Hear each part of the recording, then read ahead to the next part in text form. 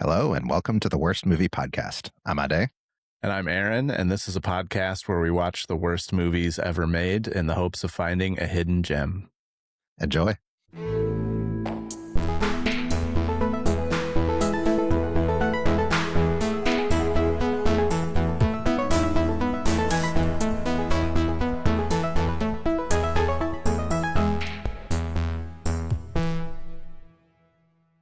So what have you been watching lately? I just started watching Severance. I got Oh, Apple TV for the F1, and I was like, Yeah. I might as well watch this. what do you think so far? How far into it are you? I'm only like on the third episode, but I really like it so far. Yeah. Very interesting concept. It is. Have you watched it? I watched 1.3 seasons of it. Why so specific? I don't know. I watched the first season, and I feel like I kept watching it because I love the original concept. Like, I liked the first couple episodes. Felt like it kind of dragged in the middle, and then it really hooked me. It was like the second to last episode in the first season, or the last episode, something like that. And like, okay, yeah. Like, I really love mystery box shows. I'm sure we've talked about it several times on the podcast. Like, Lost is one of my favorite shows of all time, and Yeah. But then I felt like the second season, they just were like, let's make it even weirder, and like just throwing things in. And I don't know. It just, maybe Similar it's just, to Lost. no, Lost is great. I loved the expansion of the Lost universe, and like, I don't know. I could talk for the entire episode about Lost. This was not Lost for me. I felt like I just got kind of bored, and it was like a little tedious. Yeah. Maybe I watched most of the second season. I didn't. I mean, finish I'm it. only 3 episodes in, and it's already kind of tedious. Like it's just home life, and then the generic office building. Yeah. But yeah. And it kind of drags a lot. Like, it's not, I don't know, Lost had such interesting characters and like action. Yeah, it's a much slower pace than Lost for sure. Yeah. What have you been watching? Enjoy it. I didn't mean to spoil it for you. Yeah. You've ruined it for me already. So Yeah. thanks. Yeah. Sorry. I watched Crime 101, the Chris Hemsworth like heist crime movie. It's in theaters right now, but I have not heard that. it should be on Amazon Prime soon. It was an Amazon movie. It was okay. I'm curious to hear your opinion on it. I felt like when I watched the trailer, I'm like, this movie is for me. Just inject it straight into my veins. It's like kind of like The Rip, in the sense that, it's like, here's a well-known formula, just hit all the right notes. And I liked the cinematography. I liked, like, all the acting was great. It's Chris Hemsworth, Mark Ruffalo, Halle Berry. Yeah, great cast. But it just felt very like generic. I don't know. Like, it didn't. I was just jonesing for a twist or something super unique. And then Mark Ruffalo, I just got done watching Task, and I like Mark Ruffalo a lot, but he just plays like sad sack cop way too much. Yeah. And maybe Or the just Hulk. maybe just so soon after Task. But I was just like, this is you're, I don't know. He's so much better. What's it on? Where did you watch it? Is it in in theaters. theaters? Oh, Yeah. okay. I But just watched a Chris Hemsworth this week. Extraction. What's that about? I think I've seen that. He's like a Air Force guy that gets embedded with some special forces thing on a mission where they're trying to extract somebody, and it goes bad. It was good. It's fine. Netflix movie? Yeah, I think Yeah. I've seen this. Yeah, it was forgettable, but fine. I did rewatch The Town too this week. It was good. Yeah, I don't know. Just in crime mood, I guess. But Yeah. such a great I movie. like that movie. Who's the female actress in that? The lead actress? I forget her name. She's really good in it. Yeah. Not Blake Lively. No. I thought Blake Lively was great in it. Apparently I didn't really remember this, but apparently she got a lot of heat for that part, a lot of criticism. I don't understand why. Why?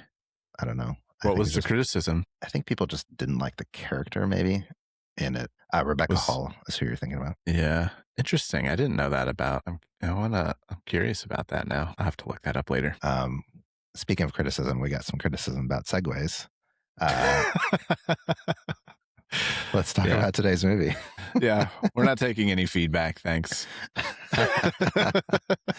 Any negative feedback. We'll take all the positive feedback. Yeah. That's true. Well, today we're going to cover Street Fighter, the movie from 1994, starring Jean-Claude Van Damme and Raul Julia, directed by Stephen E. D'Souza. He wrote and directed this. He wrote Die Hard, Commando, and 48 Hours as well. 11% on Rotten Tomatoes, but a box office success. Had a $35 million budget, made about $100 million in the box office, and Capcom financed this movie, and apparently even as of 2024, they said that the movie's still making tens of millions of yen each year, which translates into 10 million yen is like $60,000-$70,000. So hundreds of thousands of dollars each They year, I got guess. $4 from me. Yeah, same here. Had you seen this movie? Did you see it when it came out? No, I didn't. This seems like it would have been like right in your wheelhouse. Were you too young? Probably a little bit. Like we didn't have video game consoles till maybe right around this time, and we got Nintendo 64. So I don't know. This wasn't a Nintendo game, was it? No. Were you too young for arcades? I mean, this was primarily an arcade game. I was probably a little too young for arcade games at that time. But wow.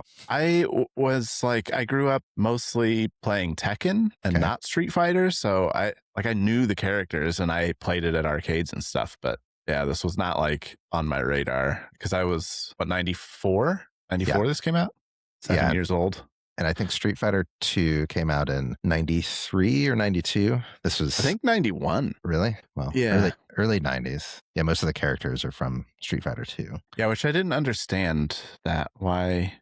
Yeah, 91, you're right. I guess it was new characters in Street Fighter 2 versus 1. Well, Street Fighter 1 was primarily just Ken and Ryu and Bison. Like they fought against like henchmen and then end bosses. I see. If I remember correctly and read correctly, Street Fighter 2 is like what really took off and is what that's what we think of when we think of Street Fighter. Okay. And it's at least what I think of, because I in the early 90s was like I was in middle school and spending time in arcades and even just like remember arcade games and Pizza Huts and like stuff like that around the country and much less like the mall arcade and stuff like that. And so there was around this era, I played a lot of arcade video games. So when I think of Street Fighter, I think of Street Fighter 2. Our Pizza Hut had the Ninja Turtles arcade game, which is what I grew up playing a lot. I love that game. Yeah. There was also what was it called? There was some like off-road rally game. Maybe it wasn't off-road, but it was like a track, some like sort of racing game that was at our Pizza Hut. I played a lot. Interesting. I don't remember. Oh my God. It's like right there. I can't think of it though. I don't know. Fun times. Yeah. Golden Tee. that was a little later. Yeah. I feel like I was a little too old for Golden Tee. That was like, but yeah, it was like college kids and bars. Yeah. Like we're really into Golden Tee. And I was probably a little too old for that. But anyway, so you didn't see this movie. No. I'm surprised, but none of this movie seemed familiar to me. Like, I don't know why I didn't watch this movie when it came out. Like it seemed like it would have been aimed right at me. Maybe I saw it and it's just I've been wiped from my memory. I remember seeing Mortal Kombat in theaters and being like so excited for that and loving it. I should say I played a lot of Mortal Kombat too as a kid. Like I somehow missed Street Fighter. Yeah, I should say Mortal Kombat was more my jam. Like I played that way more than Street Fighter. Yeah, and I only played that because my cousin had it, and so I just played whatever he had. Yeah, I think Mortal Kombat maybe translated. I played that in arcades a lot, but I feel like between the two, remembering playing them on a console, like I feel like I only really remember playing more Mortal Kombat on consoles. Yeah, I'm sure. I know Street Fighter was on consoles, but I don't remember playing that as much. Yeah. Who is your go-to character in Street Fighter? Oh, I don't know. I don't think I have one. You? I remember playing a lot of different ones. I played Chun-Li a lot. I played E Honda a lot, the sumo guy. Yeah. And I played Dalsim. I don't know if I'm saying it right. Which I was really disappointed. The character was in this movie. He was the professor or the scientist that was. Oh, that was creating Blanco? Yeah, and he like throughout the movie he started looking more and more like him, but they never showed him with like the extent he had. Like he was a yoga guy in the game and had like really long arms that would extend and do stuff. And Oh, but huh. yeah, his powers never materialized here. Yeah, he was just a regular dude the whole movie. Yeah. He looked like shit at the end. Well, yeah, like I didn't really they were like slowly giving him brown face, it seemed like, because the character is definitely like Indian or something like that in the game. And Oh, this really? he was just a white guy in the movie. Yeah. He Uh, was very white. yeah, we'll come. I have a point about that, a hot take about that later, but a little bit more background about the movie. So De Souza said he wrote the initial draft of the script overnight, which Sounds right. yeah, which I wouldn't be surprised if they're like, no edits, perfect. We'll just ad lib the rest. There's not a ton of plot to this movie. Well, one of my hot takes is there's too much plot. But let's come back to that. There's too much not fighting. I don't know if I'd call that plot. Well, I guess I'll just say it now. I felt like, so the Mortal Kombat movie, so Mortal Kombat and Street Fighter are very similar in terms of like the gameplay. You're just, let me pick my favorite character and then fight against other characters, and like they'll have special moves and stuff like that. And Mortal Kombat, the movie, was like, hey, we're going to have a fighting contest and you just watch. Yeah. Like your characters come to life on screen and fight. This was so infuriating because it was like an hour and 20 minutes in before we got our first fight. Yeah. And it was E Honda and I forget his Zangief, the Russian dude. Yeah. And then they like cut away after like 5 seconds. And then they just show that fight like in like shortcut. It was like they were trying really hard not to just like give us what the fucking game is, which is like these characters fighting each other. Street fighters. Yeah. Yeah, they're like, let's take every little like teeny bit of backstory that you got from this game that had no story, really. And just like expand it into this like generic movie. It was. They teased a fight at the beginning between Ryu and Vega. Vega. And then as soon as it's about to start, Jean-Claude Van Damme bursts through the wall literally in an APC and breaks up the fight. Yeah, they keep doing that. Like Chun-Li starts a fight Bison, and then it's just like he escapes into a secret room, a safe room, and gasses him. Which I was like, what? Who designs their office that way? Or was that his office or his bedroom? I don't know. Who designed? It was his bedroom, I think. He changed into his robe and started pouring drinks in there. Yeah, I guess so. And it was just like, I have the secret like gassing mechanism just in case. I'm super villains. That's who designs their bedroom like that. But yeah, anyway, back to the background. A few other quick points. Apparently, I said $35 million budget. They cast Van Damme and Raul Julia first. Then they had just with those two, they had spent most of the casting budget. Yeah. like they didn't have any budget left. And so it's like complete unknowns and people who obviously have never acted before. And my guess is given zero acting instruction. You didn't like this movie a lot more than I did. I thought it was fine. Yeah. I mean, yeah, that's probably. So this is. I wasn't expecting good acting from the Street Fighter movie, so no, it wasn't a good movie, but it definitely started to cross into the like so bad it's good territory for me, where it's like, this is just terrible, everything is terrible, but I laughed. Not everything is terrible. Raul Julia was incredible in this movie. Well, we'll get to loved it. Yeah, but there were a lot of things where I like laughed because of how bad it was. Yeah. Last background thing, which I found fascinating. The original cut of this was rated R, and Capcom was like, no way. And so the second cut was rated G. Slight overcorrection there. Yeah. And then they finally settled at PG-13 by adding expletives in post-production. Like, oh man. And I don't know how, this is for Wikipedia, so I did like do a deep dive into the sources. I was like, there was a lot of dialogue that seemed dubbed, in post. Yeah, that seemed really off. They're just adding in a fuck here and there to Yeah. make it not seem like a baby movie. Do you want to give a quick synopsis? I mean, I think everyone of what understands. plot there is. Yeah. Yeah, so I'm just going to read the IMDb thing. It says, in the middle of a civil war in Southeast Asia, a general who's M. Bison, that's Raul Julia's character, raises the stakes by kidnapping 63 AN relief workers. That's the Allied Nations.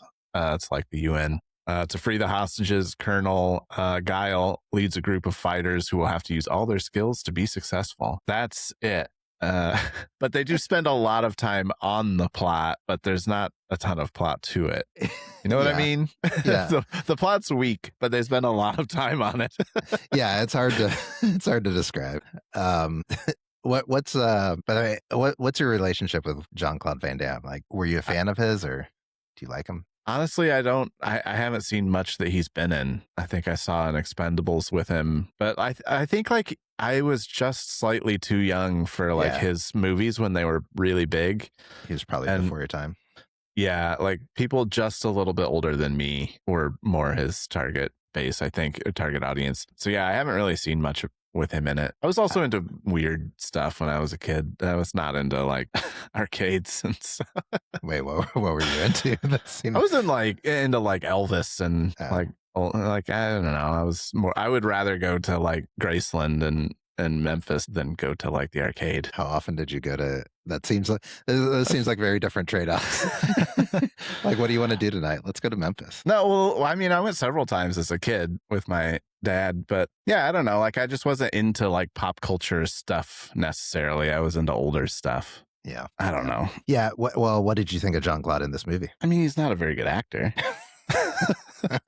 He did exactly what he was supposed to be, though, which is rip your shirt off and flex your muscles and like deliver a few lines here and there and then kick the shit out of the bad guy. I mean, part of my problem with it, like he didn't get to do his thing enough in this. It wasn't until the end that he was really, and then it just, I don't know, it came off as like really cheesy to me because his signature thing is his kicks. Like he's just really good at the roundhouse kick. Yeah, he doesn't. There's like one fight at the end where him and Raul Julia are, and that's like really the only time he's fighting. Yeah. There's too much stuff at the beginning where it's the plot, not plot stuff, where he's trying to act and he plays this UN commander that AN. It's not the UN. But like there's too much dialogue for him that's like normal dialogue, not action movie dialogue. Yeah, agreed. So yeah, there was way too much build up to the final showdown at the temple or whatever that was, which is really where the only fighting takes place. Yeah. I have a bunch of notes that are just like one-off things that I laughed at. But one of the first is like, so the part of the setup is Bison is, I don't know, evil villain trying to take over the world. And the AN is trying to stop him, led by Jean-Claude. And there's this like weird initial scene where they each hack the news to talk to each other. I don't know. But Bison has kidnapped all these people, and one of them is Jean-Claude's friend Charlie. Yeah. And like as he's talking to him, he's like, "Hang in there, Charlie." And Bison like looks over and is like, "Oh, your friend." Like, why would he call out by name the one person he could use as leverage? You fucked me. Yeah. He just gave him like an ace in the hole right there. Right. Like he didn't know that you were related or had any sort of relationship. You could have just spoken to all of them and said, "We're coming for you, or we'll get you out." That would have been reassuring. Yeah. Bad idea in a hostage situation to let the villain know that you have a relationship. I'm coming for you, Mom. And then one of the funniest things is, to me, part of the overplot is that Jean-Claude is driving this boat down this river, and he's like the only. It's like the only boat. Anyway, it's like this futuristic boat. Yeah, futuristic boat. And at some point, he pops in a video of him and Charlie on a double date, I guess. Yeah. And it's just like I forget the song that was playing in the background, but he's just like driving this boat on a mission, and it's just like reminiscing, wistfully watching this movie. in this video of Charlie. Yeah, he's going into combat. He's watching Like, home movies. like, why does a stealth boat have a VCR and TV? I don't know. And it's like not, it's not very big. It's just enough room for three people, I guess, like Yeah. shoulder to shoulder. Like they just had to remind the audience that, like, yes, he has a personal connection. In case you guys forgot. Well, because Charlie like spends the whole movie basically doing nothing. Right. He's being transformed into Blanco, the green guy with the orange hair, but he's basically in a tube getting brainwashed for the whole movie, so he doesn't do anything. So it's easy to forget that Yeah. that there's a story there. I'm just gonna go through my. If you have other notes, let me know. But Yeah. even the extras are terrible. Yeah. Like they're but I have to. I'm realizing through this podcast that I have some really weird nitpicks with movies. Yeah. But one thing that bugs me is, like, I feel like that's this trope where there are underground fights in a movie or a TV show. Oh yeah. Which you referenced, the where Ryu and Vega are about to fight, and it's this like cage match. Yeah. And there are all these people around in the audience shouting and waving money. And I'm like, that's not how you bet on fights. You don't just wave money in the air. It's not like there's some We official. don't know. I've never been to an underground fight, but I swear it wouldn't work that way. You're not just going to be like, oh yeah, that guy in 3C was waving $300 in the air. Let's pay him out. Yeah. When this fight is over. I don't know. I've never been to. I can only go based off what I've seen in movies. It was like Deer Hunter or something, or like the cockfight that Frank got mixed up in, and Always Sunny. Yeah. They're just waving money, which I yelling. think is based off of the Deer Hunter, wasn't it? Yeah, I think it was. Yeah, I don't know. Yeah, it doesn't seem like a good way to keep track of bets. No. But that scene and many others, there are like a lot of extras, and the extras just look like they're bored. Like they're just like waving their arms in the air and just like looking around. Like, yeah. They were not good. One of my hot takes about this movie, hear me out. This is going to sound controversial. Too many white people. Yeah. It felt confusing to me what the geopolitics was, like where this was set. It's set in Asia, right? Yeah. I mean, so they've got like this language that you see everywhere that looks like Thai, but it's English. It's like written in English, but it's got like the Thai like curls and flares to the language. So it's like, seems like Thailand or something, but yeah. But it's a lot of white. I mean, it is the Allied nations are there, so maybe it's. But even the villain side, like I forget what his name, the guy with the eye patch, who's like one of the secondary villain. Yeah. But he has his henchmen. I don't really understand why, but like it's like you'd see a bunch of like Sawada. No, was it Sawada? Yeah. Oh no, Sagat. So, yeah. And then like all of a sudden you would just see like a henchman that like looked like he was from Iowa or something, and I'm like, wait. Yeah. Yeah. There was a lot of. I mean, I guess it's, maybe I should be happy. It's like this utopian melting pot of. But I was just be generally happy for us white guys. Yeah, I was just generally confused. Finally represented in film. Yeah. Thank God. And then obviously like the whitewashing of the scientist guy that I mentioned. Yeah, there were a few characters that was like, I don't think they were white in the game. Also, even just like I didn't understand where Jean-Claude was supposed to be from until the end. Like I was like, well, yeah, he's part of the UNAN, like he's probably from Brussels, like he could be from Europe, that's fine. Like he has a heavy ass accent, and then he rips his shirt off and he has an American flag tattoo. Yeah, which we're the melting pot. Yeah, by that tattoo looked like a carnival like stick-on tattoo. Somebody painted it on him. Yeah, it was way too bright and it had texture.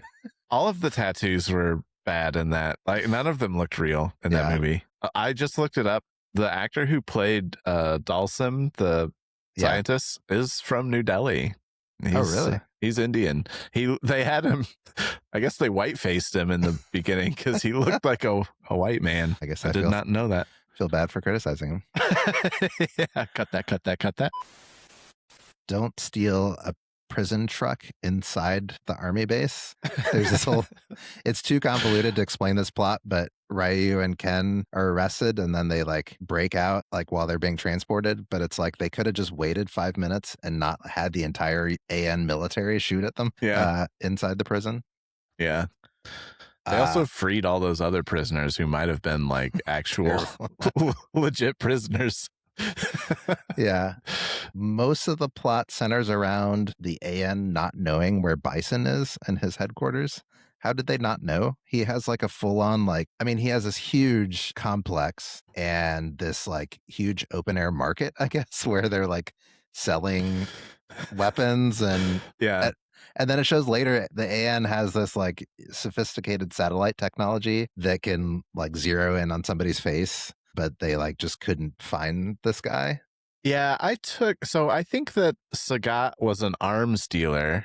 He was selling weapons to M. Bison. Yeah. I took that open air market as like this was one of Sagat's places that he was dealing. That was his operation. No, it was at Bison's headquarters. It was at Bison's. Okay.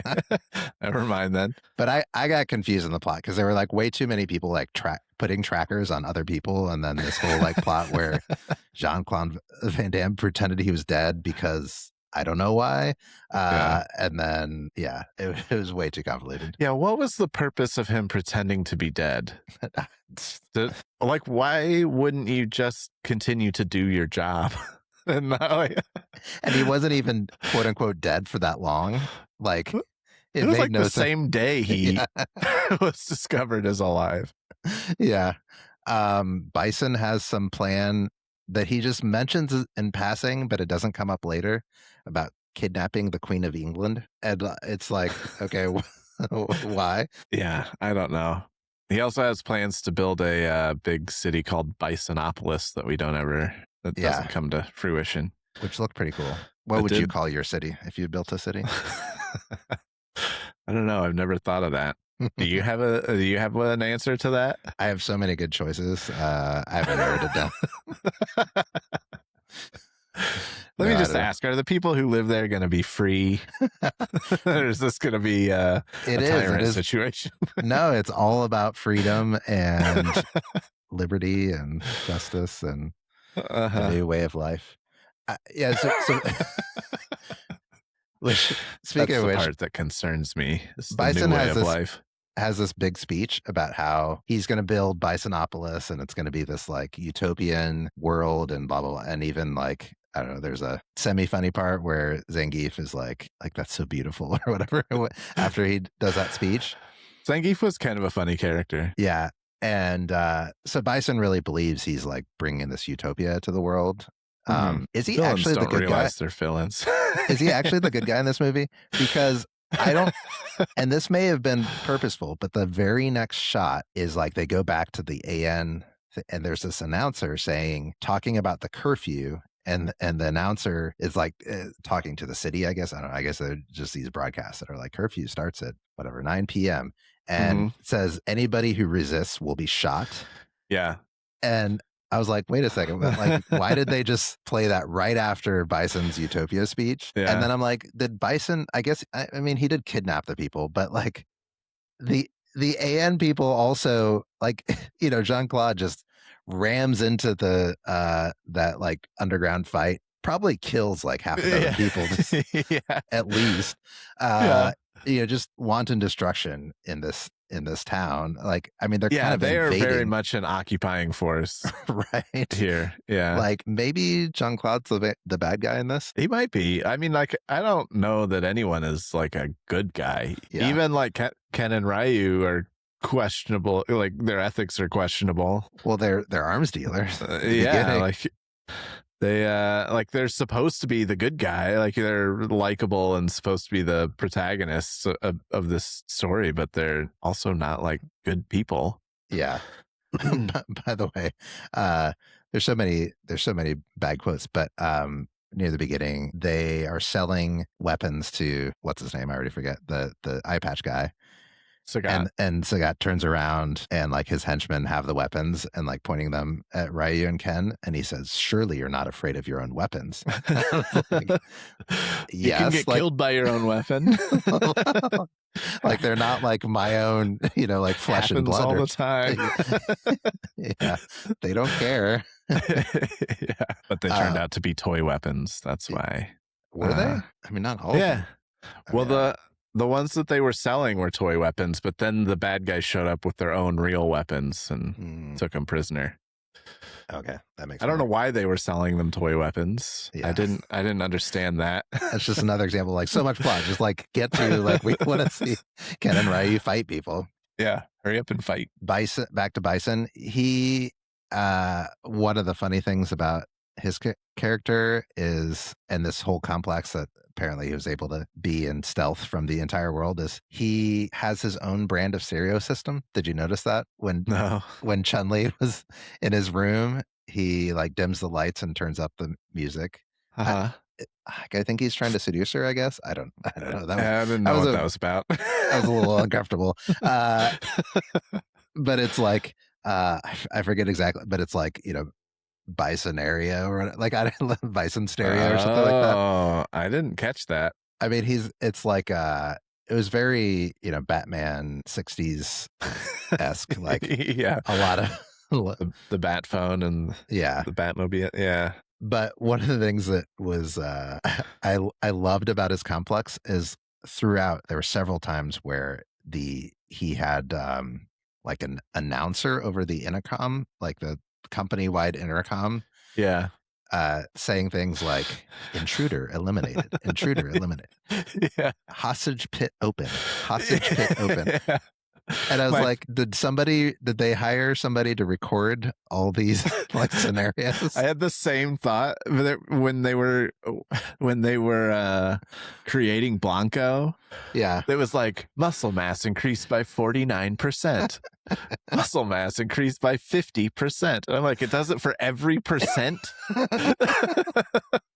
But this poor voice actress had to record like just weeks and weeks of potential dialogue. Yeah. Or it was somebody live who was just like being fed stuff, or he had like the greatest AI. Caution, wet floor. Yeah. And then at the end, it's like, I don't know, something's about to blow up, and obviously like the whole base is about to explode. And she's counting down, and it's the sexiest countdown you've ever heard. 5, 4. It was. I'm like, why? She's in there probably. She's going to get blown up. She's counting down the last seconds of her own life. I mean, it was so hot. Yeah. It's such a cheesy movie. Yeah. Bison has the worst henchmen. Surrounding Jean-Claude Van Damme. They're all on the balcony. So they have the height advantage or the whatever.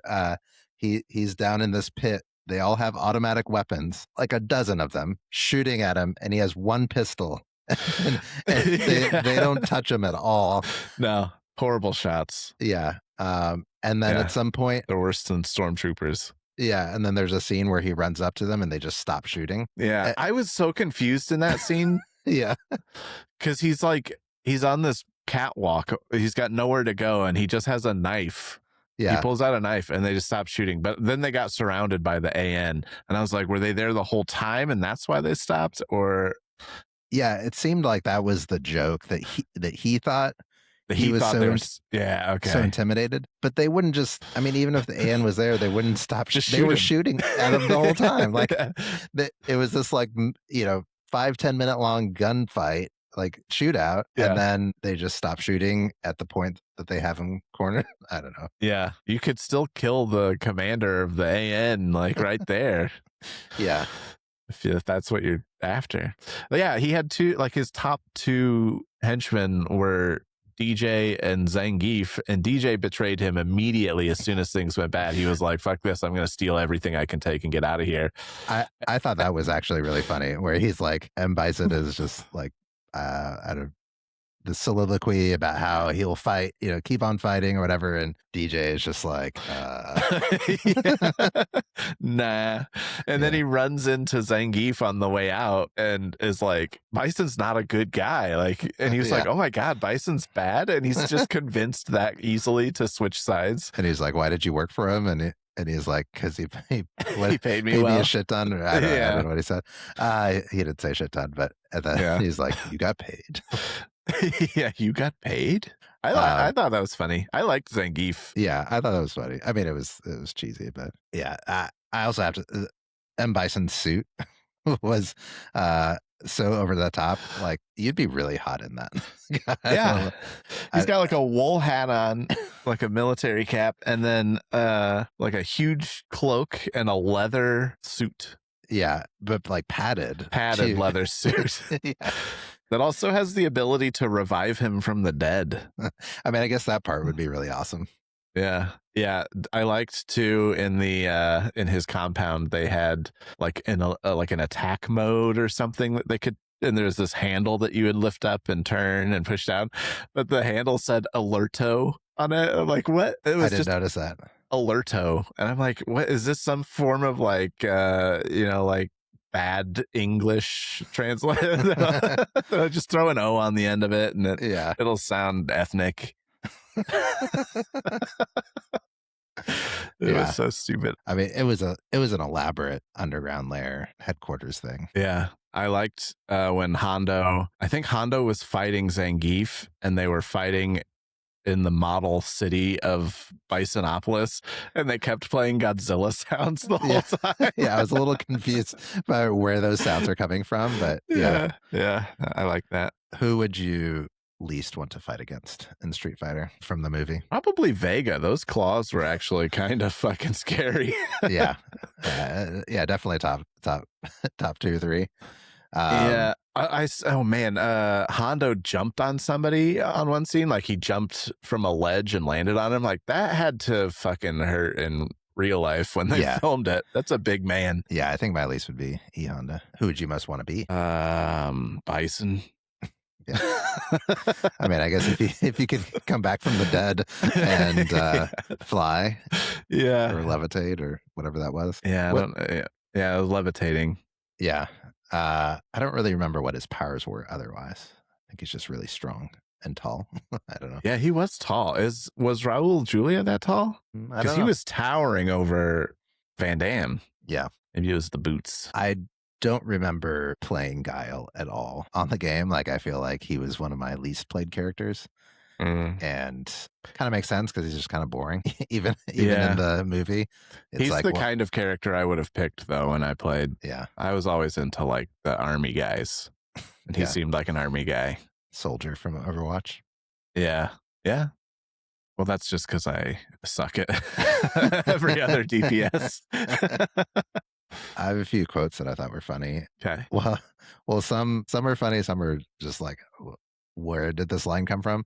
There was a point where Chun-Li escaped from the AN, and somebody she jumps out the window and like parkours out, and the guy was like, "What a screw up!" And I'm like, "What?" I don't think that means what you think it means. You didn't capture her. Yeah, like you're the screw up. Like she she evaded you. Yeah. Van Damme says, "What a woman." Yeah. Then Chun-Li spits in Ken's face and he says, "You'll dehydrate yourself." Yeah. Which good comeback. I'll use that next time a woman spits in my face. Yeah, the next time. How often are women spitting in your face? Cut that. I liked when E Honda and I forget the boxer guy, Balrog. Yeah, they were captured at M. Bison's base, and he says, "Give me a hand." He's trying to escape, and Honda says, "We've only been in jail 2 hours. Maybe next month." Yeah, I like that. And then not DJ, that desperate yet. Yeah. And then DJ, he's escaping as the base is exploding, and he mutters, "I should have stayed at Microsoft." Did you catch that? I was like, This must be some like I get the joke, but why was that written into the movie? I don't know. I didn't really understand it. Was he supposed to like a former Microsoft engineer or something like that? Like, is that I have part no of his idea. backstory? Yeah, or was something going on at Microsoft at the time, like '94? It was I mean, peak Microsoft's.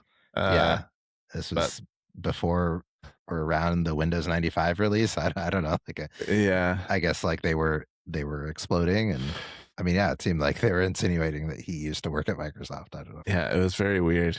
Did you catch the post credit scene? No, Yeah, you mine should watch. just switched to something else. I didn't like it started playing the next thing, and I didn't know there was one. No, there's a post credit scene. So the post credit scene was omitted in theaters because Raul Julia just died. But in the movie, at the end, the sexy announcer is like, solar power is on, and like power being restored to like Yeah. and then you see Raul Julia's, and Bison's arm coming out from the rubble, Oh, and yeah.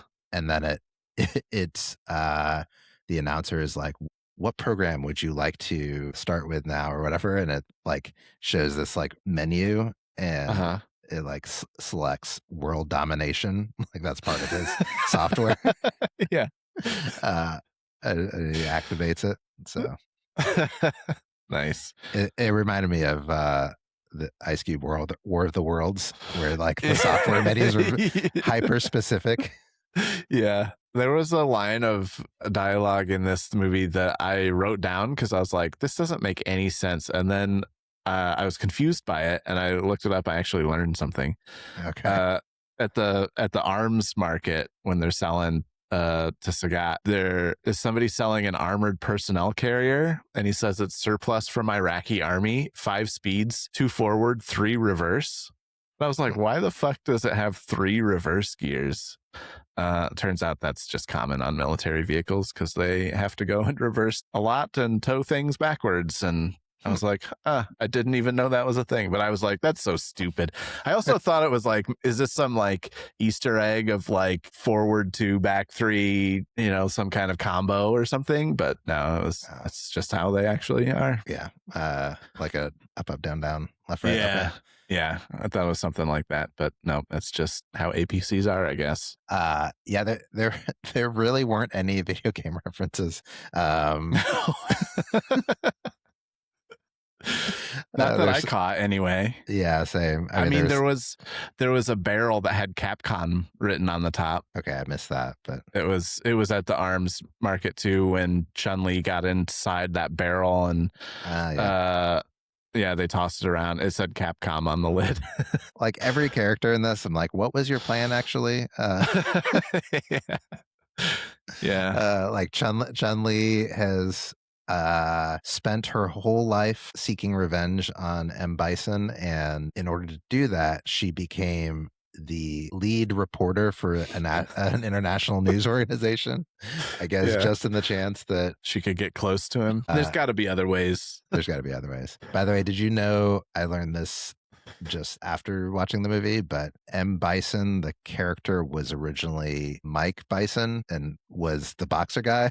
Yeah, he was supposed to be Mike Tyson. Mike Tyson, and then they switched it for the U.S. market. Yeah, I think that the Bison character in the movie was originally called Balrog, maybe? Yeah. Like their names were switched. Or no, he was Vega. He was called Vega. Hang on. The black guy? No, the black guy was called M. Bison in Japan. Yeah. And then M. Bison, the head honcho guy, I think was called Vega. Gotcha. Yeah. They shuffled it all around in the game. Yeah. For the U.S. market. Yeah. But I was like, oh, M. Bison makes perfect sense for the Mike Tyson-like character. Yeah. Yeah, he was called Vega in Japan, and Balrog was called M. Bison. We haven't talked about Raul Julia's performance at all. Oh, yeah. Go for it. I thought it was incredible. I had heard that it was like he was in a different movie than everyone else, and I thought it was going to be like campy and silly, and it was like the subject was camp, but he gave it an earnest 110%. And like, yeah, I thought it was an incredible performance for like a video game adaptation where everyone else can't act at all. And like, he stole every scene he was in. And thankfully, he was in a lot of the movie, because if he weren't in it, it would have been unwatchable. Yeah, he was good in it. I think it's hard for me to fully appreciate because so much of it was like didn't make sense in terms of the plot, and he wasn't given much to work with some of the dialogue. But yeah, he did well. Oh my God. I mean, you're so lukewarm on it. It's like I was like, this is the final performance of his life, and it was a banger.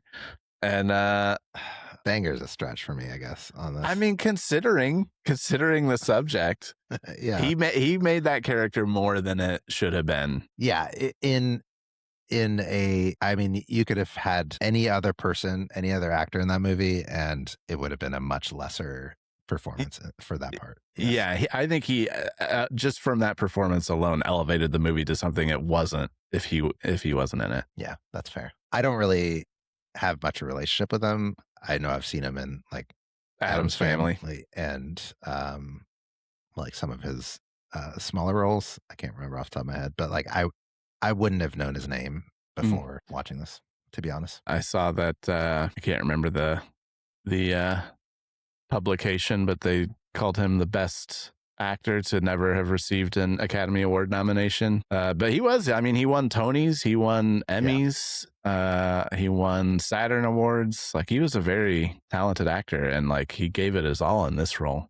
Yeah, I believe it. Yeah, it was a good. Like he made it worth watching for me. Like, I would watch just a cut of just his scenes.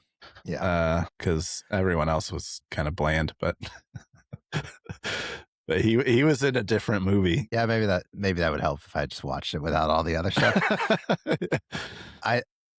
Maybe if anyone's gonna watch this movie, if you just like start watching halfway through the movie, it's probably better. It's probably a much better movie. Yeah, yeah. The first half of the movie, nothing happens. Yeah, and it's just all this terrible setup that doesn't matter. Like yeah. Like they could have just started with like, we know that like we're gonna go attack his base, and they just go do it, and then like they all fight.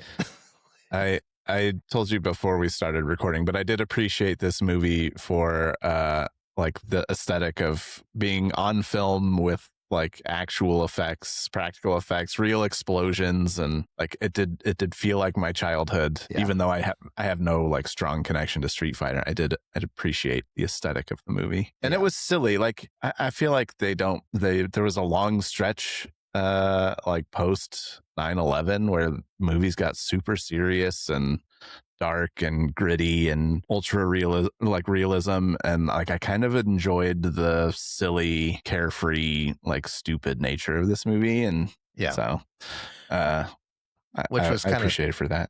Which was the aesthetic of the game, I think. Like Mortal Kombat was the serious, dark one, hyper violent, and Street Fighter was more cartoonish.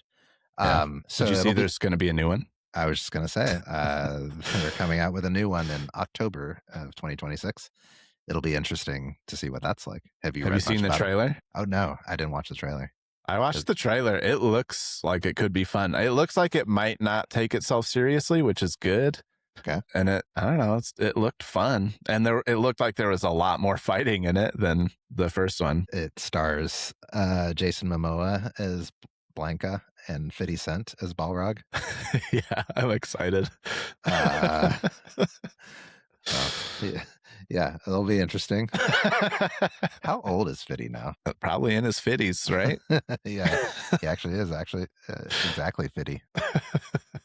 Exactly? Yeah. Oh, nice. Till July. Oh, Eric Andre is in this movie? Yeah, this will be interesting. Yeah, I think it might be fun, and I hope it's like a return to... Kyle Mooney is in it too. Who's Kyle Mooney? He was an SNL cast member. You'd recognize him. I don't know if I recognize. He doesn't look familiar. I guess not. He looks kind of familiar, but he also looks like every nerdy white dude. Well, what are your alt picks for this movie? I don't have one. I couldn't. I didn't. Nothing. Didn't even bother. No, that's untouchable. Yeah. I'm going to be really pretentious and Oh God. recommend recommend the movie JCVD. Have you heard about it from 2008, starring Jean-Claude Van Damme? Oh no.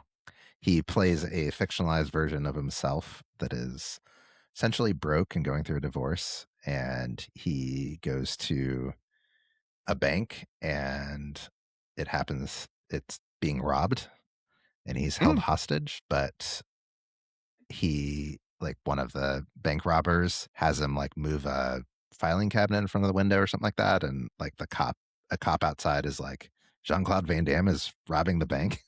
Like they think he's the bank robber. Yeah. That's kind of the setup for the movie, and it's him like navigating being held hostage while people think he's robbing the bank, and then Mm. a bunch of fans like start showing up around the bank to support him, and it's this whole like international story. Are you a big Van Damme fan? I would not say. I'm also maybe a little young for like, I've seen Bloodsport and some of Hard Target. Hard Target. Yeah. I've seen those movies. I don't remember them well, and I liked him better than Steven Seagal. Well, yeah. But yeah, I mean, they were kind of in the same category. Yeah. He just never had the charisma of Arnold Schwarzenegger, I think. Yeah. And I don't think I enjoyed the fighting as much as I love Bruce Lee movies and a lot more than I know they're different eras, but it's because he's white, isn't it? No, I mean, I like Arnold. I mean, I know it's not martial arts, but like I'm trying to think about it. An equivalent. Yeah. It's hard to think of like other people in this category. Like I appreciate some of the stuff he's done, but like I wouldn't say I was like a fan. JCVD, that movie, I thought was really funny and really well done. Like I thought he was really good in it. And it's like the only movie I've seen where he's not just a like, I don't know, generic villain or hero in an action movie. Has that model of actor like died out? The Van Damme Seagal type that's like into martial arts, and it kind of feels like it, but I think it's moved more to like direct to video or streaming. I was gonna say like Donnie Yen, but I feel like I'm thinking of like white dudes that are like the buff action hero. Like, I don't know. I can't think of anybody like that anymore. Yeah, there's a movie I've seen recently. The Stallone type. Yeah, I'm not going to remember his name, but I think he did a bunch of stunt work, and then Scott Adkins. Does that name ring a bell? He was a stunt guy, and then he has been doing his own movies. Let's see. He does look like looking at his Google images, he's got kind of the same vibe. Yeah, like he was in John Wick 4, and he was in like one of the Ip Man movies, and I like the Ip Man movies, but I watched a couple of his, like the ones he starred in, and they're not like really good. I can't remember the name of the one that I watched. Was he in Accident Man? And there are two Accident Man movies that he starred in, and I think directed. No, he wrote them, and it's like, yeah, exactly what you. Would you lump like Jason Statham in with like a Jean-Claude Van Damme type? Kind of. He's more like, he definitely doesn't have the martial arts prowess that Jean-Claude has. Like Jean-Claude, if you read his back, like he's legit good at martial arts, and he studied ballet, and like, I guess not to throw any shade on Statham, like I don't know his background, but I think he's just more like tough guy. Yeah. Like Vinnie Jones or something. Right. Like I think Jean-Claude is like actually has a discipline that he studies, and similar to Bruce Lee and some of the, other icons of martial arts. Like I think he's, I think people respect him in that field. Much more than Seagal. I don't like Steven Seagal. I'm going on record. Heard. Hopefully we won't have to cover any Steven Seagal movies. I don't know that I want to. Yeah. I don't know how many of them like reach the level of like notoriety and box up. Like there are just so many that are just like straight to DVD or straight to streaming. Let's see. Is What's Hard to Kill? How bad was that? That's a 33. That's too high. All right. I'll have to do some research. All right. Well, I think that's all we have. That Street Fighter. Yeah. Looking forward to the new one. Yeah. If you have any comments, thoughts, questions, email us at theworstmoviepodcast@gmail.com. And please like, subscribe, all that stuff. I'm Ade. I'm Aaron. Thanks for listening to the Worst Movie Podcast.